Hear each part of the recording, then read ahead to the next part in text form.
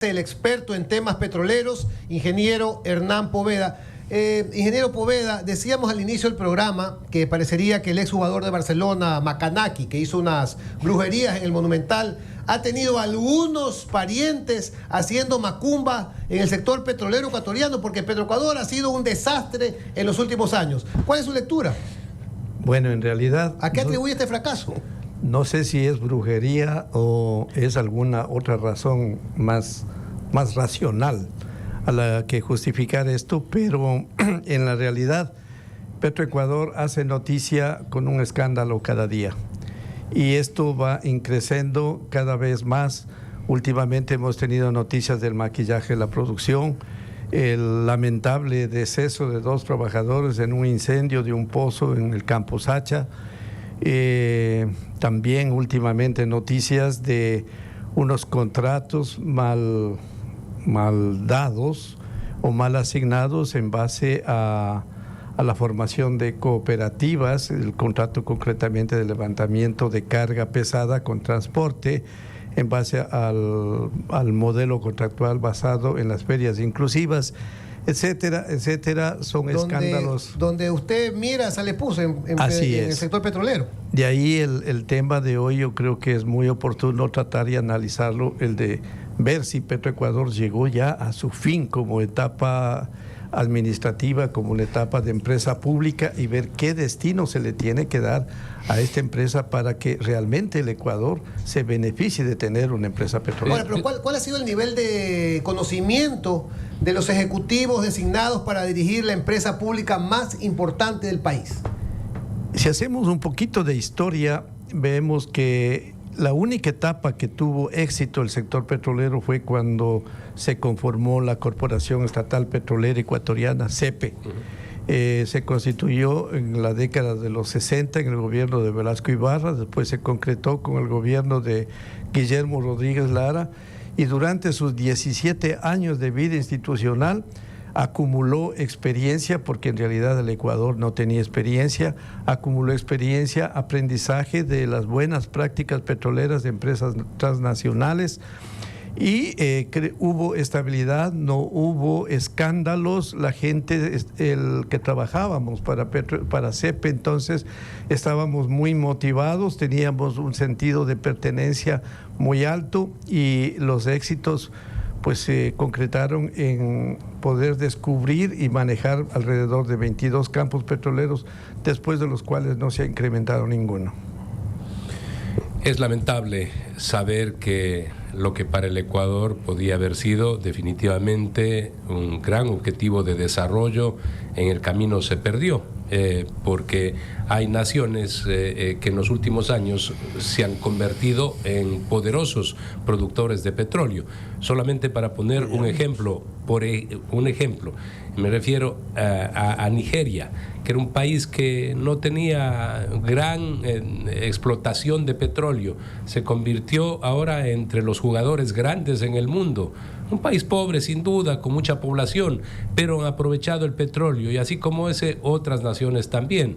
Igual Brasil ha aprovechado el petróleo en los últimos años, ¿no? Consiguiendo en el mar, sacando un petróleo más difícil, más caro de extraerlo desde el mar. Y el Ecuador, en un país chiquitito geográficamente, hasta factible para todo lo que signifique la producción, extracción, envío hacia los puertos y demás. Resulta que hemos ido para atrás, hemos ido para abajo.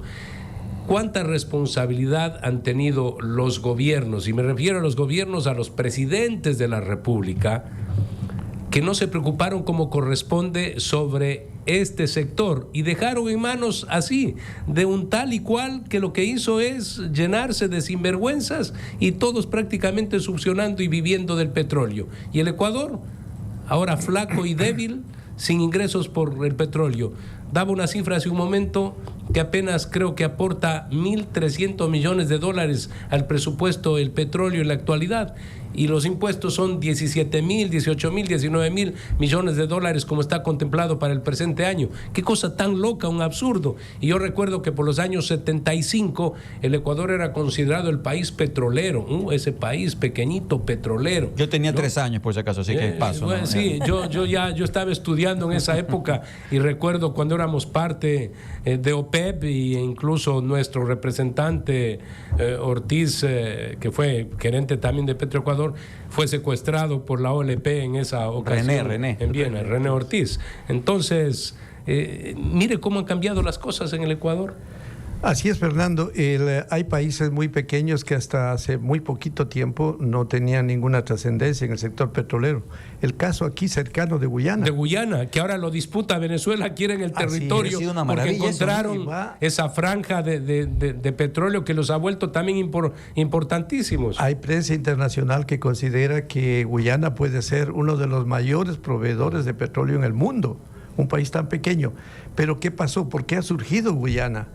Ha surgido Guyana porque ha permitido la exploración, tanto onshore como offshore, ha permitido la inversión extranjera y ha conformado una empresa petrolera realmente que funciona como una empresa petrolera. Y eso es lo que tenemos que asimilar aquí en el Ecuador.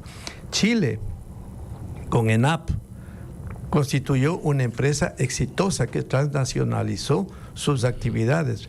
Ecopetrol, aquí cerca también, hasta hace algunos años, Ecopetrol, Colombia dependía... Producía menos que el Ecuador. Exactamente, dependía de las importaciones. Ahora es muy desarrollada en el sector petrolero y está investigando ya en offshore. Y tiene éxitos en offshore. Tiene programas de inversión extranjera que le permiten realizar exploración intensiva para incrementar reservas y aumentar la producción. Nosotros en ese sentido hemos ido para atrás.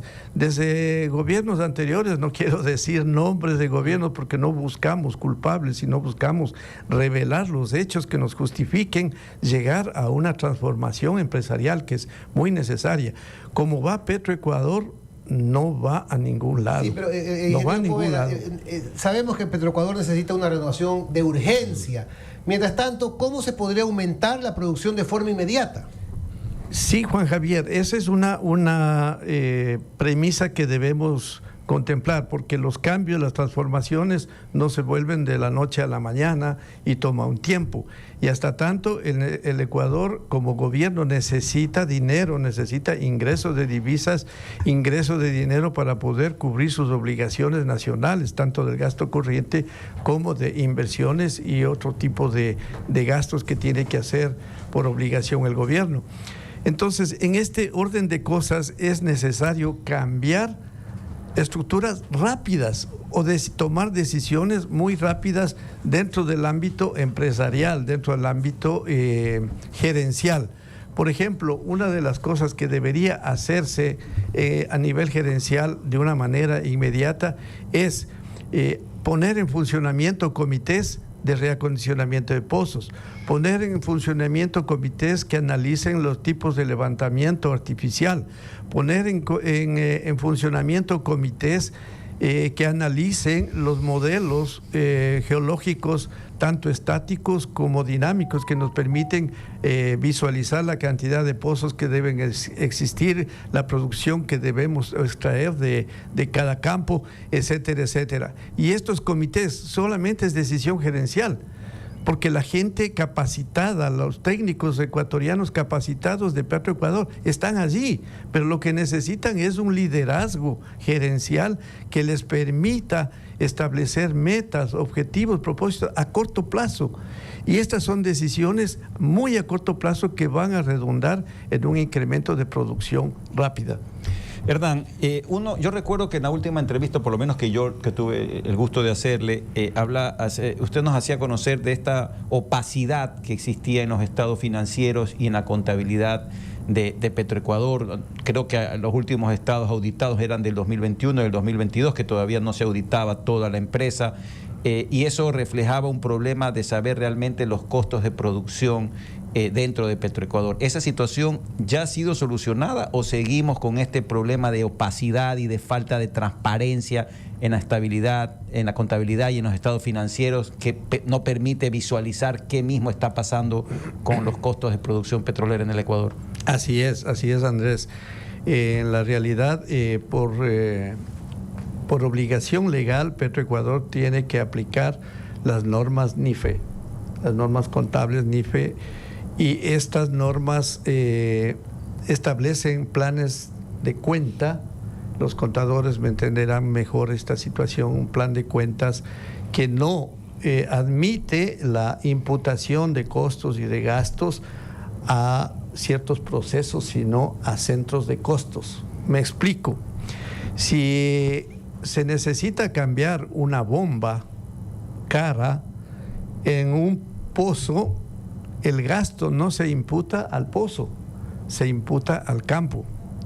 Entonces nunca se puede saber en qué momento un pozo sigue siendo rentable o ya no es rentable poder explotarlo. No, porque además el sistema de control a Petroecuador se le valora por la producción. Es decir, todos los días estamos valorando a Petroecuador por cuánto barriles ha producido ayer o produjo antes de ayer o va a producir hoy día. Pero no lo valoramos por los costos en función de lo que está invirtiendo o gastando para producir eso, por el costo final al que vamos a llegar. Básico. ¿No? Porque el sistema contable no lo permite, y este es uno de los cambios empresariales que debe tener Petroecuador. Debemos saber cuánto nos cuesta realmente producir un barril de petróleo en un pozo, no en el campo solamente. Ahorita sabemos un costo de producción general por Petroecuador. Claro que tenemos un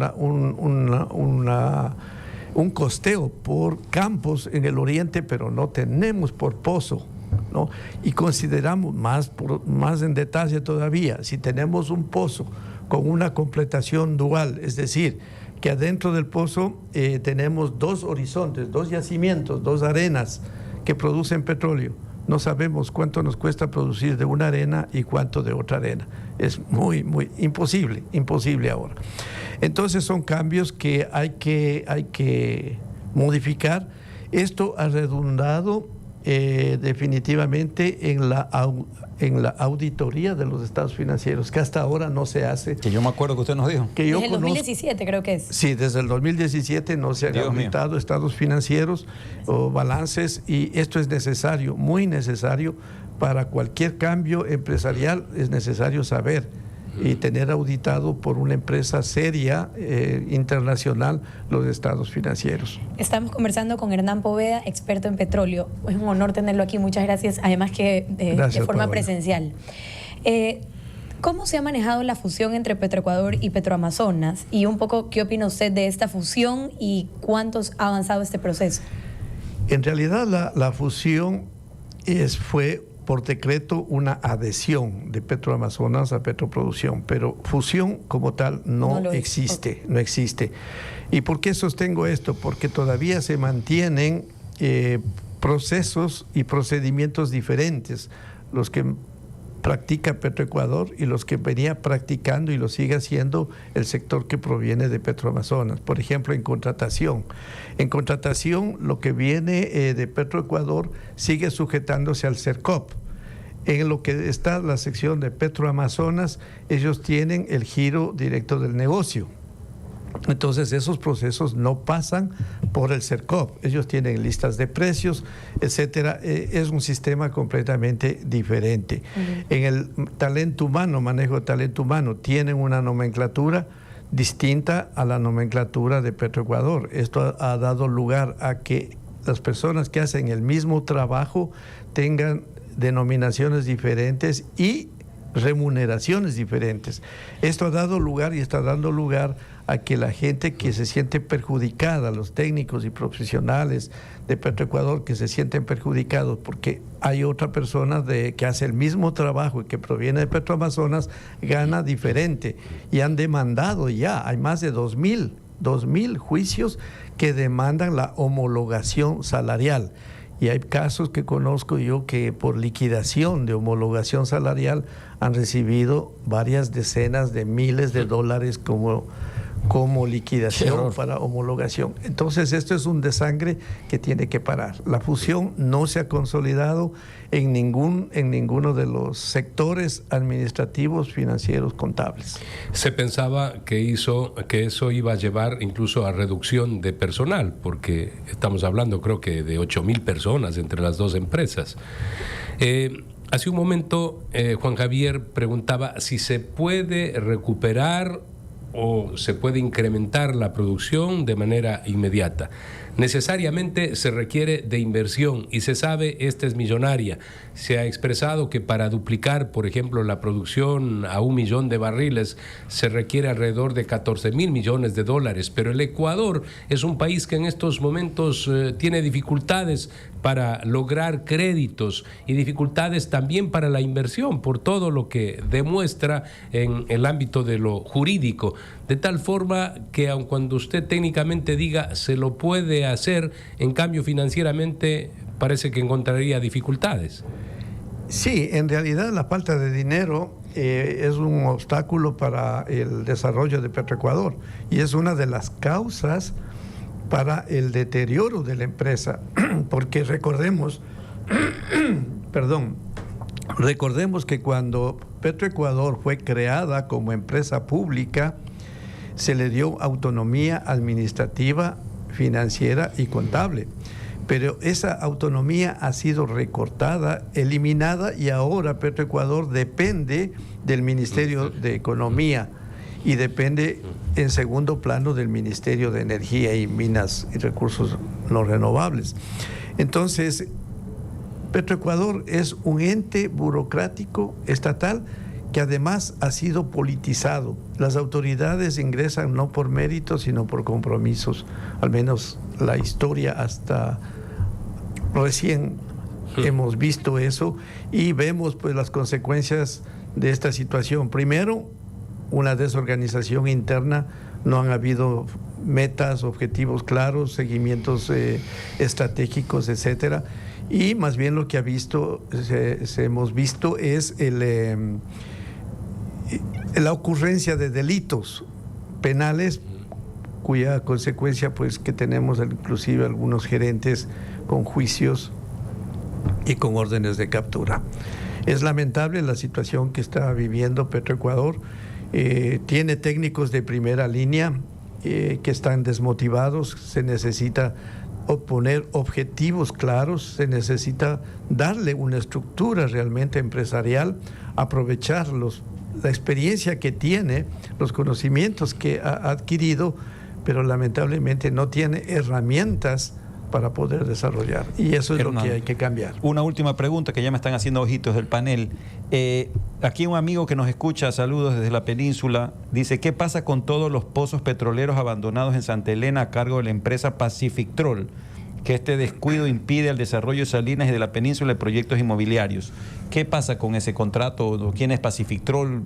¿Conoce usted algo del tema? Sí, recientemente, la semana anterior, estuve visitando el campo Ancón por alguna información y en realidad hay más de 3,000 o 3,600 pozos perforados desde que estuvo la compañía Anglo, y muchos de estos pozos están abandonados, ¿no? Porque los yacimientos de Ancón son muy antiguos, están depletados, no tienen presión para poder sacar el petróleo, se lo saca por medios artificiales, hay un medio de pistoneo o swap, y hay otros mecanismos, inclusive criollos, que han desarrollado en Ancón una herramienta que les llaman cuchara, y se dan modos para sacar una producción. Veo que han incrementado la producción en Ancón, están con 700 barriles más o menos al día. Han incrementado y van incrementando más producción. Me enteré de que estaban aplicando programas de fracturamiento que da como resultado el incremento de producción. Yo veo que están trabajando, pero en realidad los 3,000 y pico de pozos que hay así perforados, obviamente que no van a poder seguir trabajando. Es mucha la inversión que tiene que hacerse en ese campo, pero yo veo bastante esfuerzo que está haciendo la gente de la compañía. Muchísimas gracias con Hernán Poveda, experto petrolero. Un gusto siempre tenerlo acá, Hernán.